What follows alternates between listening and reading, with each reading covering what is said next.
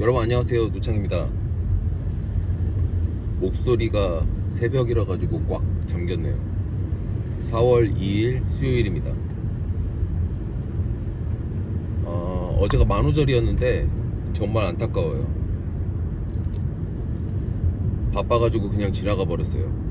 충분히 장난을 쳤었어야 되는데. 저 어렸을 때 중학교 시절, 고등학교 때는 그런 장난 안 해봤던 것 같고, 중학교 시절이나 초등학교 시절에는 만우절에 장난을 많이 쳤던 것 같아요. 특히 중학교 시절 저희 동네에는 어떤 만우절 레전드 같은 일들이 많이 있었죠. 선생님을 놀리기 위해서 교실을 바꾼다든지, 모두 뒤쪽을 향해 가지고 돌아앉아 있는다든지 별짓을 다 했던 것 같은데, 결론 선생님한테 혼만 났다.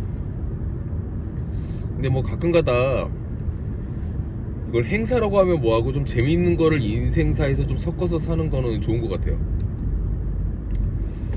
지금 군자역에서 장안평역을 지나고 있습니다.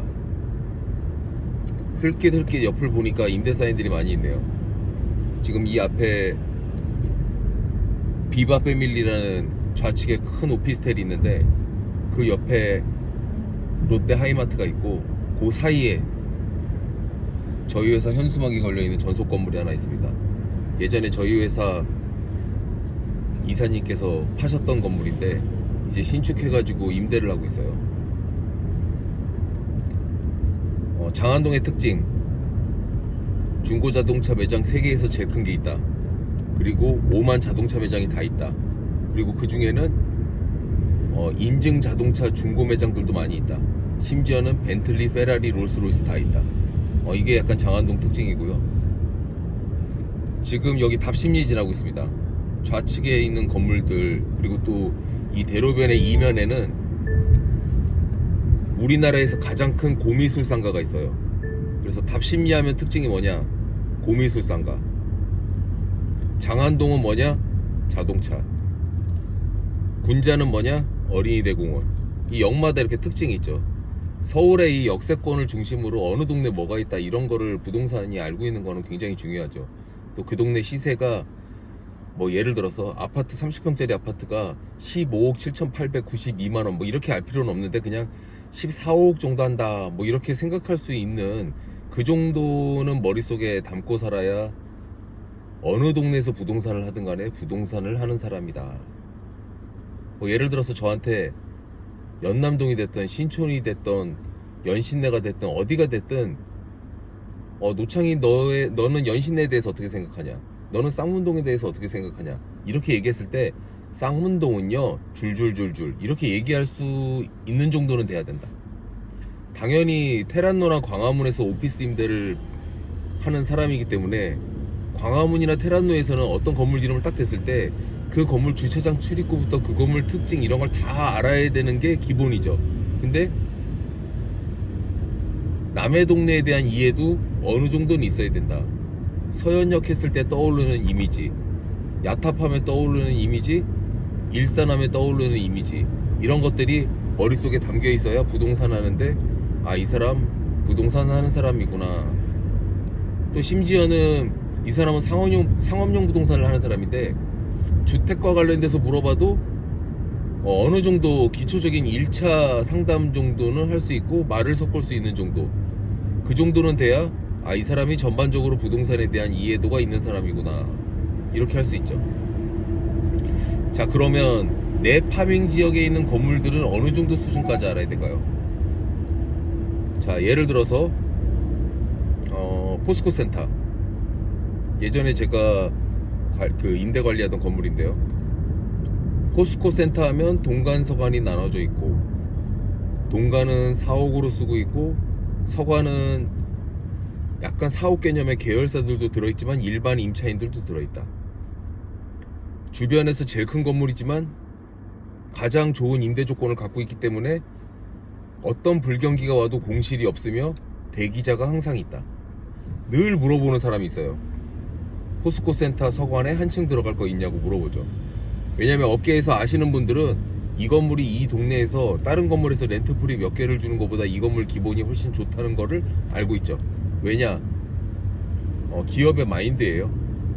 약간 포스코의 상생 마인드도 있고, 무리하게 임차인한테 비싼 임대료를 받지 않으려고 하는 마인드, 그리고 적정한 관리비를 책정해서 임차인들이 부담하게 하고, 또 경우에 따라서 과도하게 청구한 관리비 같은 것이 있다고 하면 돌려주는 마인드까지 갖고 있는 좋은 기업이에요. 다시 돌아가서 포스코 센터에는 미술관도 있고 1층에 테라로사도 있고 우리은행도 있고 지하에 서점도 있고 지하 6층까지 있는데, 건물이 입주를 했을 때 입주자들이 그 건물에서 입을 수 있는 혜택들은 어떤 게 있는지, 이런 것들을 머릿속에 건물 이름만 딱 댔을 때 쫙 상상할 수 있어야 돼요. 심지어 유료 주차했을 때 얼마인지. 그리고 포스코 센터는 일반 다른 건물과 다르게 주차장에 있어서도 굉장히 큰 베네핏을 갖고 있거든요. 이 영상을 보시는 분들한테 그건 제가 말씀 안 드리고, 관심 있는 분들은 스스로 알아보시기 바랍니다. 그게 이 건물의 매력 포인트 중에 하나예요. 그리고 제가 제일 좋아하는 거, 로비에 아쿠아리움과 비교하기는 좀 그렇지만 아쿠아리움보다 훨씬 예쁜 수족관이 있다. 그래서 저는 예전에 일할 때 좀 답답하면 그 로비에 있는 수족관에서 바다 물고기들을 보면서 예쁘다 뭐 이렇게 생각을 하고 또 머리를 식히기도 했었어요. 그래서 내가 파밍하는 지역에서 어떤 건물을 갔을 때 그 건물의 외관, 1층에 뭐가 있는지, 주요 임차인은 누가 있고, 어떤 임차인이 여러 개 층을 쓰고 있는지, 저희가 그런 걸 앵커 테넌트라고 하죠. 그 건물을 지탱해 줄 만한 대형 면적을 쓰고 있거나 이름값이 있는 좋은 임차인. 사실은 그 앵커 테넌트에 의해서 다른 임차인들의 구성도 많이 결정되기 때문에, 임대차를 하는 데 있어서, 특히 신축 건물 임대차를 하는 데 있어서는 처음에 얼마나 좋은 회사를 여러 개 층 쓰게 만드느냐, 이게 임대차 성공의 큰 필수 요소다, 이렇게 볼 수 있습니다. 10층짜리 신축 건물을 짓고 있는데 3, 4개 층 정도 사용을 하는 좋은 임차인을 중층부에 들여놓는 거, 이거 굉장히 중요하고, 그거와 걸맞게 1층에 얼마나 좋은 리테일을 입주시키는가. 스타벅스와 백다방의 이미지가 다르고, 스타벅스와 커피빈, 홀바셋, 할리스 커피의 또 이미지가 다르죠. 비슷한 수준의 브랜드 파워를 갖고 있는 회사라고 하더라도 어떤 리테일이 1층에 들어오느냐에 따라 가지고 그 건물의 감성, 컬러 디자인, 입주자들의 성향, 이런 게 다 바뀌어요. 1층에 스타벅스가 있는 건물과 1층에 커피숍이 있긴 하지만 이디야 커피나 할리스 커피가 있는 곳은 그 커피숍이 좋고 나쁘고를 떠나가지고 그 위에 입주하는 그 임차인들의 성향도 바꿔놓게 되고, 성향을 바꿔놓는다기보다 그 성향에 맞춰서 입주를 하게 되는 또 그런 부분도 있기 때문에, 임차인을 입주시킬 때 임대를 담당하는 사람이랑 건물주는 그런 부분들을 상당히 신경 써야 됩니다. 자, 그런 거를 정확하게 파악하기 위해서는 그 건물의 특징을 정말 잘 알고 있어야 되고, 그 건물이 박혀있는, 땅에 박혀있는 그 동네 주변 환경도 굉장히 잘 알아야 된다. 이게 어떻게 보면 임장의 포인트죠. 자, 우회전하면 왕십리입니다. 이제 한 5분만 더 가면 회사가 나오겠네요. 출근하는 시간이 그렇게 오래 걸리진 않는데, 예전 같으면 한 10분도 안 걸릴 거리인데, 어느 구간은 30km, 어느 구간은 40km, 지금 이 구간은 40km 구간이에요. 근데 여기를 벗어나 가지고 이제 왕십리 뉴타운 쪽으로 들어가면 거기 학교가 있기 때문에 한 구간이 다 30km예요. 그럼 이제 세워라 내워라 가야 되기 때문에, 실제 제가 아침에 출근하는 길이 8, 9km밖에 안 되는데 그 8, 9km의 반 정도는 3, 40km로 달린다. 그래서 또 이렇게 신호대기 걸리는 수도 있고요.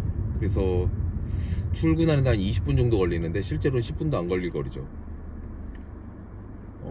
광화문 을지로 쪽으로 계속 몇 년째 출근하다 보니까 아예 광화문이나 을지로 쪽에서 살았으면 좋겠다 이런 생각도 드는데, 뭐 종로? 요런데 이제 집이 별로 많지가 않죠. 그래서 뭔가 제가 지금 젊은 편은 아니지만 또 엄청 또 나이들은 파파 그런 또 나이도 아니라 가지고 되게 애매한 나이인데, 좀 나이가 더 들면 도심 쪽에 더 가까이 사는 것도 나쁘지 않겠다, 이런 생각이 듭니다. 자, 출근길 영상 마칩니다.